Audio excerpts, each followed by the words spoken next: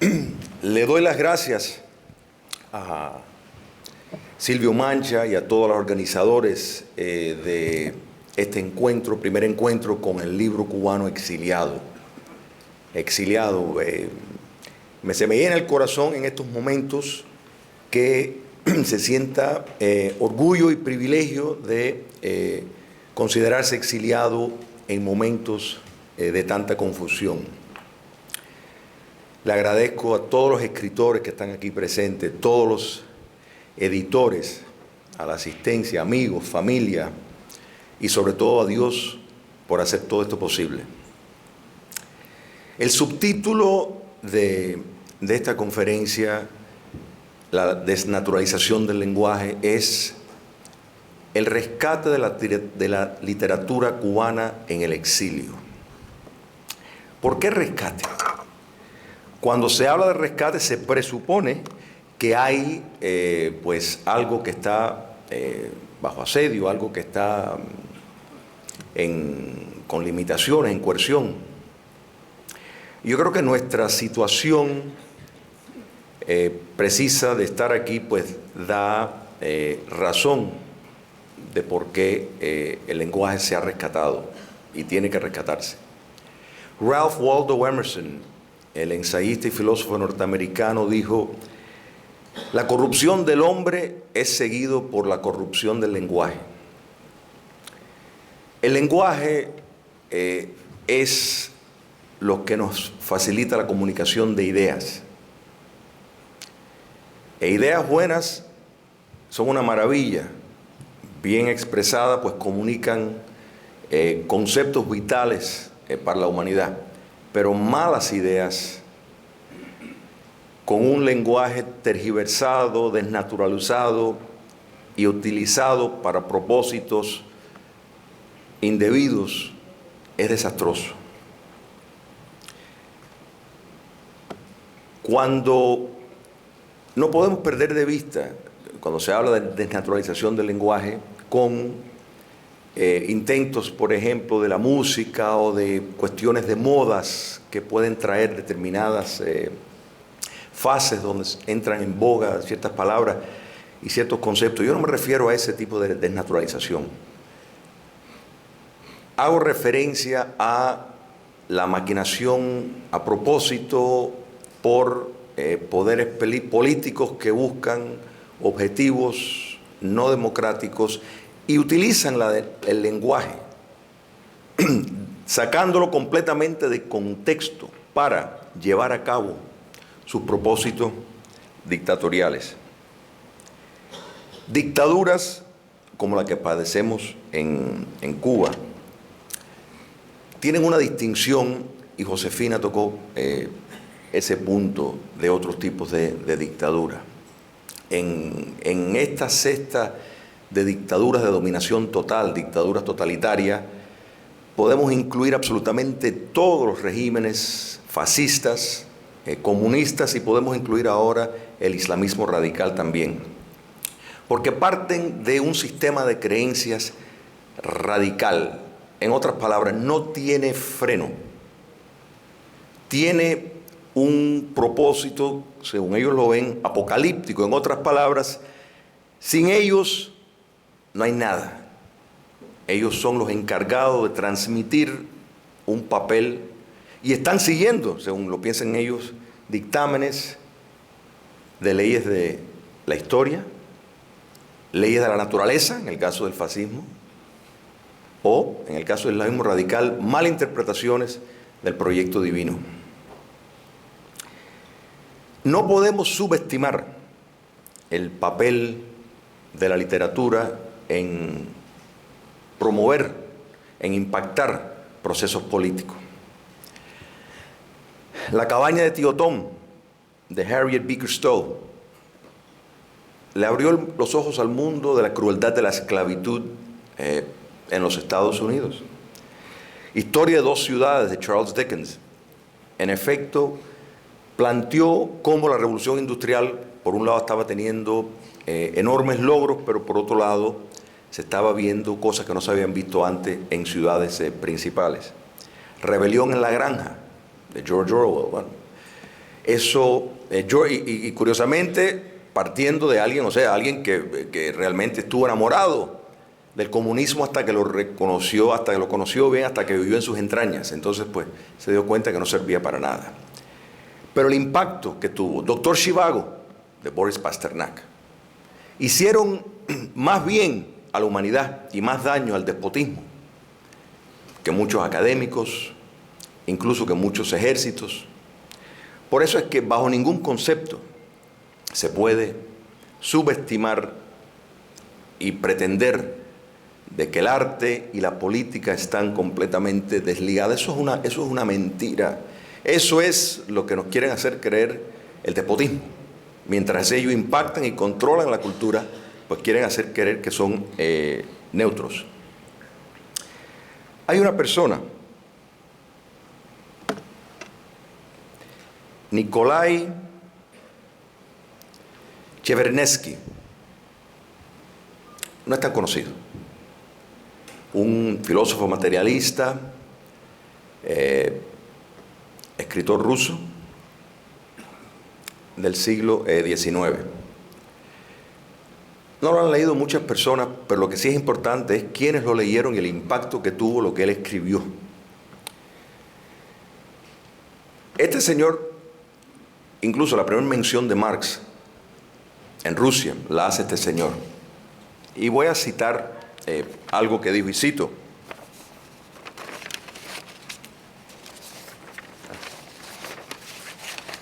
el artista se convirtió en guía y pensador, y obras de arte, aún permaneciendo dentro de la esfera del arte, adquieren un significado científico. A lo que se refiere Chevernesky, y de nuevo, él pues es contemporáneo de Marx, su novela ¿Qué hacer?, escrita en 1863, donde en efecto pues habla de un proyecto socialista en una comuna por vía de la revolución, etc. Tuvo un impacto extraordinario en un ser que sí conocen, y es Vladimir Lenin. Es más, Lenin en un verano leyó esta novela 5 veces. Son unos cuantos de sus historiadores que dicen que esta novela, ¿Qué hacer?, impactó más a Lenin que El Capital. De hecho, Lenin en 1902 escribió un panfleto político que también le llama ¿Qué hacer? Entonces, esto nos deja ver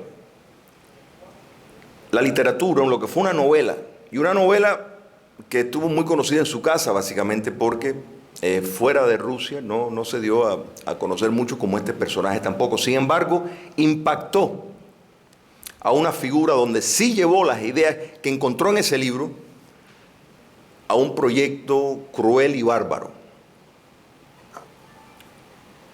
Pero hubieron otros individuos que captaron la esencia de Chevernesky y lo llevaron a una profundización mayor. Ayer Carlos Alberto hizo mención de él, y me refiero a Antonio Gramsci, el comunista italiano, que a pesar de ser un marxista medular, reconoció el error de Marx. Y hablamos de Marx, tenemos que hablar de Marx y Engels, porque el que inventó el marxismo fue Engels, no fue Marx. Engels, por esas cosas de la vida, se enamoró de esta figura y lo quiso enaltecer, pero son muchos los comunistas, Bernstein, Rosa Luxemburg, que fueron las obras escritas por Engels directamente, donde sintetizó la idea de Marx, y fue lo que convenció a muchos en esos movimientos oscuros. El concepto marxismo, pues directamente fue Federico Engels el quien lo propuso. Entonces, pues hay que unirlo para no dejar que se escape de las atrocidades que se han cometido en el nombre de ese movimiento. Pero la noción de Marx y Engels era que había una concienciación falsa, que ese era el causante de todo lo que había. En otras palabras, el humano no estaba viendo bien las cosas. porque estaba impactado por X fenómeno, pero había una concienciación falsa, y si arreglábamos eso, todo estaba salvado. Esto recoge el pulso de quien fue el gran responsable de esta noción, que fue Juan Jacobo Rousseau, cuando en efecto nos dijo, el humano es perfecto, lo malo es la cultura, Dios, la iglesia, la propiedad privada, las relaciones de producción, la división de labor, todo lo que impacta al ser humano, según fue desarrollado de forma natural. ¿Verdad? Entonces, Marx y Engels pues, lo llevaron esto a un paso más, ellos lo llamaron científico, porque Marx dijo que había encontrado en leyes su verdad, en leyes de la historia, y que él tenía la receta para todo. Esa noción de falsa concienciación, Marx señaló lo que es un determinismo económico. En otras palabras, la economía determinaba todo por las relaciones que de ahí surgían entre los medios de producción y la sociedad. Estaba destruyendo al hombre, alienándolo, y lo llevaba a la nada. Entonces esa falsa concienciación, pues si cambiábamos las relaciones de producción, si cambiábamos todo el determinismo, la economía, los modos de producir, las relaciones iban a cambiar, y el hombre iba a ser liberado, iba a tener una forma de pensar pues más clara. Entonces desarrolló una teoría, porque él dijo que él estaba tan cierto que se iban a dar cuenta porque iba a haber un incremento en la depauperización. En otras palabras, iba a haber mayor miseria, y todo esto iba a llevar a una revolución mundial, que no había que preocuparse. Antonio Gramsci, de entrada, dijo Marx está equivocado. Primero, lo que más determina no es la economía, es la cultura. Y tenía a su favor el hecho de que había visto de que lo que dijo Marx de la teoría de depauperación, en efecto fue una mentira más, porque Marx y Engels no acertaron una. Realmente esto es uno de los fraudes más grandes de la historia, porque no acertó nada. Absolutamente nada. Fue una figura dentro del movimiento socialista que, de no haber sido por Engels y después la propaganda de la Unión Soviética, pues hubiera pasado a un delirante más. Sin embargo, lo vemos como una figura seria en universidades, algo muy lamentable, que realmente el juicio crítico parece haberse suspendido. Pero a Gramsci pues tuvo la oportunidad de ver que la teoría de pauperación, o sea que en vez de irse empobreciendo más y más y más, al contrario, el capitalismo, el villano en el libro de Marx, pues todo lo contrario. Y fíjate si en esto la crítica de Gramsci estaba cierto en eso, que si fuera correcto la teoría de pauperación, pues Corea del Norte sería una democracia, Cuba comunista sería una democracia, porque lo único que han hecho los comunistas es promover la miseria. Y sin embargo, no ha habido una sublevación de esa forma, porque realmente es no solo que ha sido una contradicción, o sea, que el sistema de capitalismo, al contrario, lo que ha producido fue más riqueza, sino que hay otro elemento fundamental para precisamente reforzar esa concienciación, y ese es el terror. Pero Gramsci, de nuevo, sí entendía que la concienciación, la falsa concienciación, pues había que derrumbarla, y él pues apuntó a la cultura. Él no tuvo, y tuvo bastante tiempo, porque curiosamente el libro de Chevernatsky y los cuadernos de la prisión de Gramsci fueron escritos en la cárcel. Por supuesto, estoy seguro que las cárceles del fascismo eran terribles en Italia y también en la Rusia del zar, pero no creo que libros en cárceles comunistas se pudieron escribir. Por lo menos yo no conozco de la talla como los cuadernos del presidio que escribió Antonio Gramsci. Pero el principio de la hegemonía cultural, de en efecto sustituir, impactar la cultura, redefinir ideas, conceptos, es fundamental para lograr lo que él consideró era la vía más viable. Y Gramsci, la verdad, que habló bastante claro. Le voy a dar una cita. Ninguna está en orden, ¿eh? Ok. Antonio Gramsci dijo, y lo cito, la inteligencia tiene que apoderarse de la educación, de la cultura y de los medios de comunicación social para desde ahí apoderarse del poder político y con el poder político dominar la sociedad civil. Más claro que eso, o sea, él tenía sus objetivos claros y después podemos ver otras personas que han seguido en los Estados Unidos. Saúl Alinsky, pues ha sido un estudiante, podemos decir, nuestro actual presidente de los Estados Unidos, que gracias a Dios los fundadores de este país maquinaron un sistema porque entendieron bien la psicología humana, un sistema de frenos y contrapesos para ponerle bastante freno y bastante contrapeso, y así todo el daño que le está haciendo a la libertad es impresionante.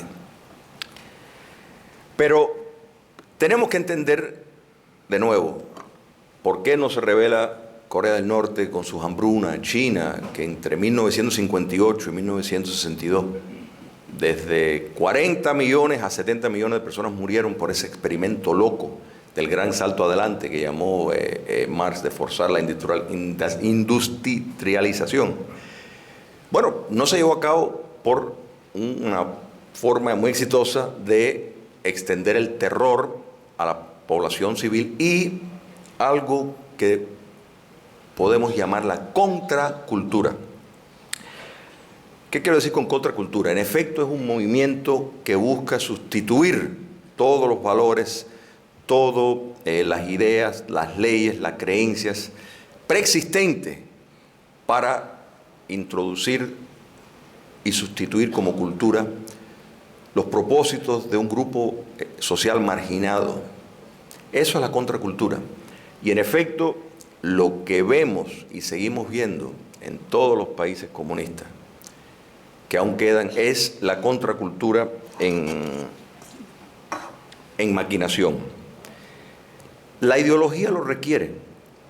Déjame brevemente decir una cosa de la ideología, porque parte de la estrategia de la subversión moderna es hacernos creer que ya la ideología es irrelevante. En otras palabras, que todos pensamos igual, que no hay un sistema de creencias detrás de eso. Y, ¿sabes qué? Eso es irrelevante. Con la caída del comunismo soviético, muchos politólogos que vivían antes detrás de la cortina de hierro, determinaron y redefinieron la noción de una ideología, no solo un sistema de creencias, sino también una discursiva política.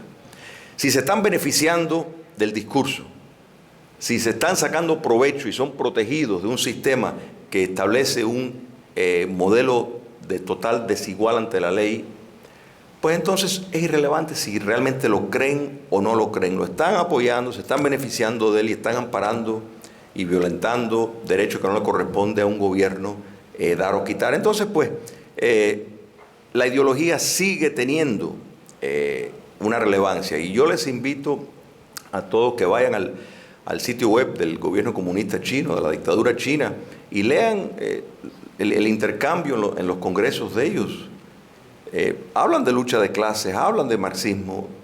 Ahí está la foto del bárbaro de Mao en la plaza Tiananmen, donde hace unos años mataron a más de 1.000 personas y como si no ha pasado nada. Y los empresarios tristemente respaldaron a los represores.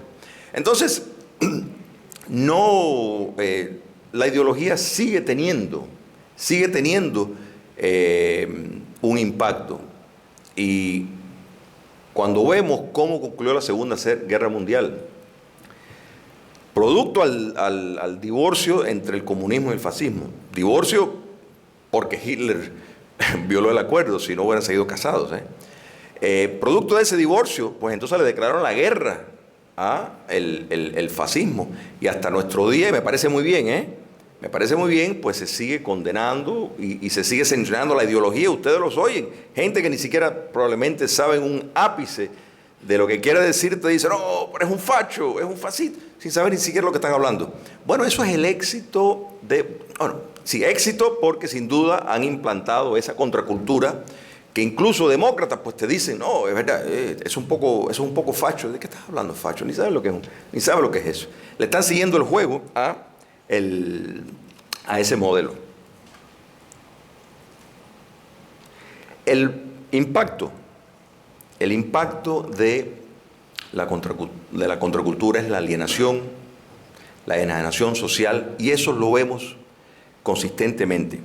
Martina Klikperova-Baker, una psicóloga checa que hizo un trabajo muy extensivo sobre el impacto del totalitarismo, o sea, la cultura totalitaria, la contracultura sistematizada, dijo algo que quiero compartir con ustedes. Y cito: el totalitarismo revolucionario induce una revolución cultural a través de su síndrome de los monopolios totalitarios. Primero, intenta sustituir la cultura autóctona, cambiándola incesantemente por medio de reinterpretaciones constantes y a menudo contradictorias. Dicha cultura no se le permite tomar ninguna forma definitiva.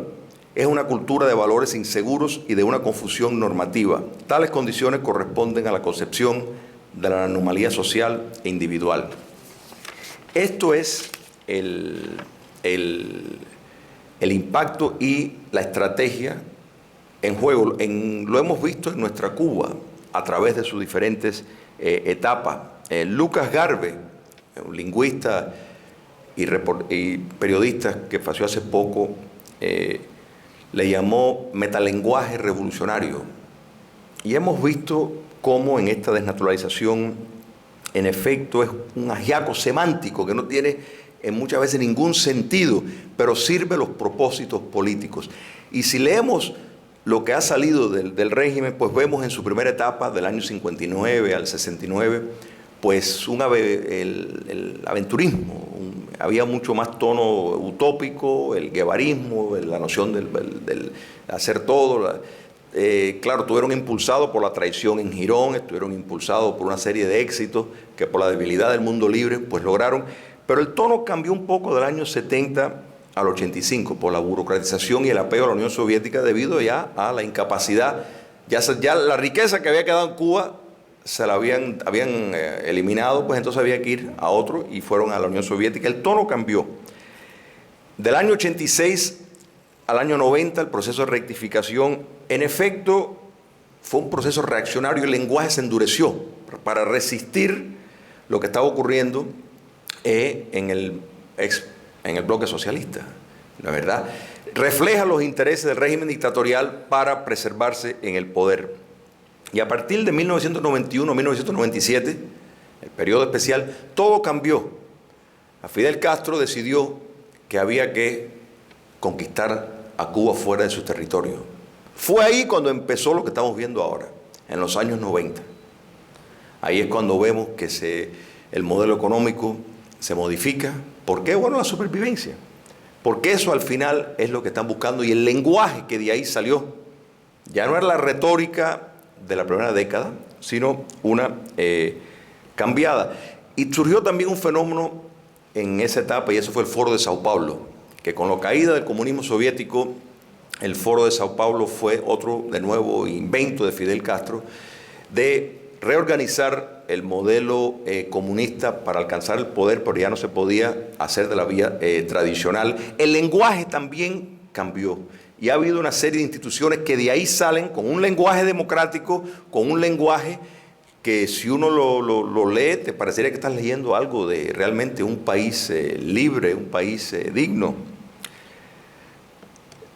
Hasta el momento, después del traspaso de Fidel Castro y estas modificaciones que estamos viendo en la aproximación al modelo chino, vemos también un lenguaje diferente. Es más, lo vemos en nuestras pantallas de televisión, nos vemos en nuestras estaciones de radio. En otras palabras, ya la batalla, más que en Cuba, está en la diáspora. ¿Por qué? Porque la dictadura sin Cuba fuera de su territorio no puede durar. Tan sencillo como eso. El exilio ha rescatado, y ayer en el coloquio mencionó muchos de esos que han contribuido a precisamente rescatar y decir, esta es la verdad. muchos de los nombres que están viendo ustedes acá, muchos de los que están en este cuarto. Eso ha sido el papel rescatador del exilio. Y para cerrar, queridos compatriotas, nosotros, sin patria pero sin amo, como exiliados primero y después como escritores y editores, tenemos que recordarnos de por qué estamos aquí, de por qué tenemos la condición que tenemos, de que para ser libres tenemos que vivir en un país que no es el nuestro. No nos podemos dejar amedrentar, desencantar por mucho de lo que se está viendo. Yo les urjo que por nuestros padres, por nuestros hijos, por nuestros mártires, por Martí, Varela, Boitel y sobre todo por Dios, que nos aferremos a ese compromiso moral y que no nos amedrentemos ni nos dejemos desanimar por ese opio de una coexistencia inmoral que están pactando políticos, traidores, comerciantes, indecentes y religiosos impíos.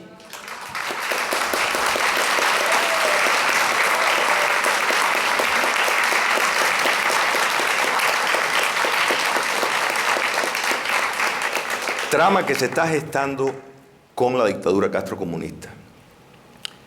La literatura y el arte al rescate de la dignidad y la promoción de la libertad en Cuba.